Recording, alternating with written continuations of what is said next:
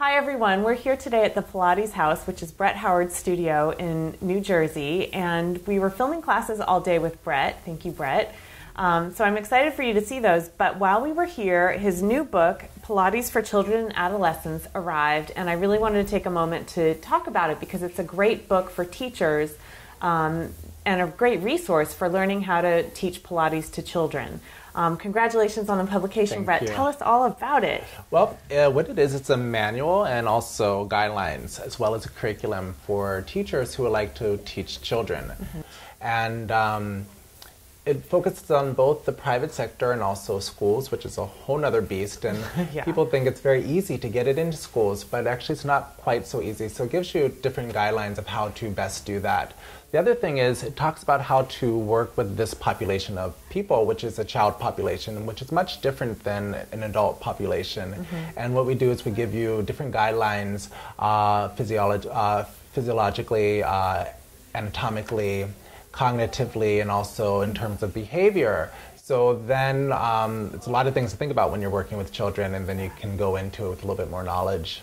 So would you say that there are certain benefits for kids to do Pilates? I definitely do. Yeah. And I always think of Joseph Pilates' book, Your Health. One of the chapters in Your Health was called First Educate the Child. And he was saying in that chapter that how habits are formed very early, good or bad. So why not then focus on making good habits instead of encouraging bad habits? So if you really start with children early, you're really going to make a lot of impact. That's cool.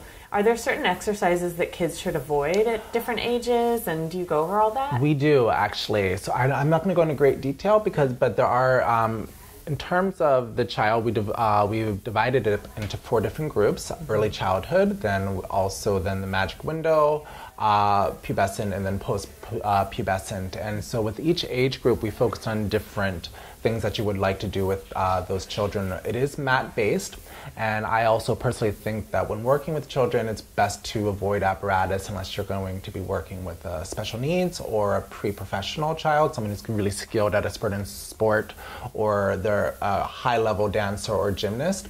Then I probably would maybe use a little bit of apparatus, but otherwise, mat's the way to go. Yeah. Just as their muscles are developing and maybe they don't have the strength to work. Muscles, and also a lot of the children who aren't pre-professional, they also don't have the attention span for it. Got it.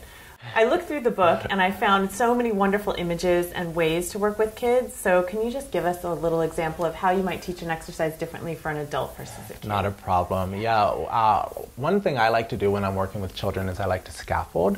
And so this is not so much of imagination, but it's about taking different skills. So if, for instance, if I was going to do the single leg stretch, I might first focus just on teaching them the arms, then maybe start on teaching them the legs, and then they could put it 2 together, because if I just ask them to do this right off the bat, they're probably not going to be able to do it.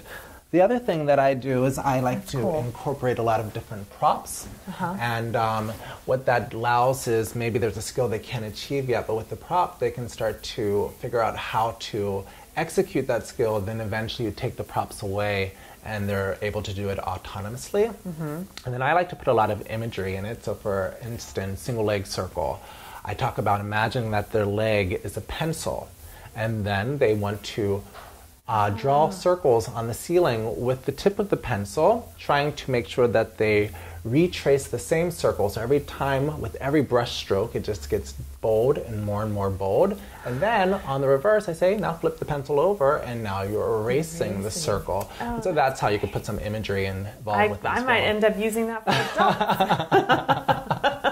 And actually, a lot of the things that I do with children, and we put a lot of examples in this book, actually I do with my adults as well. Nice. Really cool. The one thing I really want to emphasize as well is that you mentioned the guidelines that you give for teachers trying to bring Pilates into schools. So it gives really even a outline for how to create a course. Yes. Outline and a letter that you could write to a school, all kinds of really, really useful things that you would spend a lot of time doing on your own that can really help you introduce it. Very valuable resources and a lot of time, and this is just helpful because you don't go in blindly. So it's it's hard to get into schools, and you don't want to go in making a mistake and then make it harder for yourself. So here you have some tips, so then when you go in, at least you're going in a little bit stronger. Yeah. And I did want to also mention that I'm one of the authors, but there are two other authors. One is Celeste Corey Zopik, and then the other one is Dawn Marie Ikes, and it really was a pleasure working with the two of them. And we all had different areas of expertise. I, coming from an educational background, Dawn Marie Ikes is a physical therapist, and then Celeste Zopik, she has worked a lot with kids, so we all brought a little bit something different to the table when we put it together. Great collaborative effort. I just also want to point out that there are full-on illustrations with kids, actually adorable kids, throughout the book. So check it out. You can purchase it on Amazon and on the Pilates Method Alliance's website. We'll provide a link in the description here if you'd like to just click directly to it. And thank you so much, Brett. It's exciting to have that out. I'm Congrats. excited. Thank you.